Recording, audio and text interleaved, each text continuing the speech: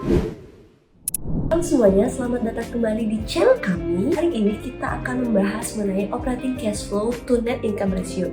Apa itu, bagaimana menghitungnya, dan akan diberikan contoh studi kasus secara lengkap. Yuk mari kita mulai. Operating cash flow to net income ratio adalah rasio keuangan yang digunakan untuk menilai seberapa besar proporsi laba bersih perusahaan yang dihasilkan dari operasionalnya. Rasio ini memberikan gambaran tentang kemampuan perusahaan untuk menghasilkan uang tunai dari operasional bisnisnya, bukan dari aktivitas investasi ataupun pendanaan. Rasio ini bisa menjadi indikator penting kesehatan operasional perusahaan. Cara menghitung operating cash flow to net income ratio cukup sederhana.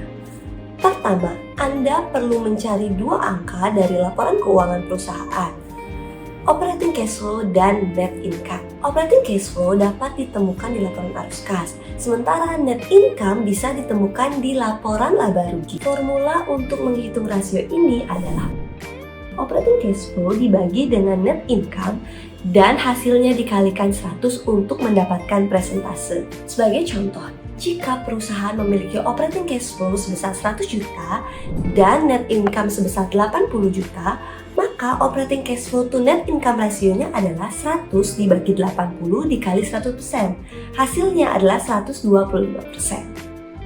Rasio ini penting karena dapat memberikan gambaran tentang sejauh mana perusahaan mengendalikan operasionalnya untuk menghasilkan laba bersih. Buah rasio yang tinggi menunjukkan bahwa perusahaan mampu menghasilkan uang tunai yang cukup dari operasionalnya. Sementara rasio yang rendah bisa menjadi tanda bahwa perusahaan mengendalikan aktivitas non-operasional seperti investasi atau pendanaan untuk menghasilkan laba. Nah, mari kita terapkan konsep ini pada studi kasus. Misalnya, kita memiliki perusahaan XYZ. Dari laporan keuangan perusahaan XYZ, kita mengetahui bahwa operating cash flow adalah 500 juta dan net income adalah 400 juta.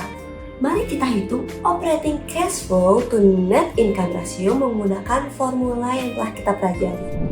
Operating cash flow dibagi dengan net income dikali dengan 100%, sama dengan 500 dibagi 400 dikali 100%, hasilnya adalah 125%.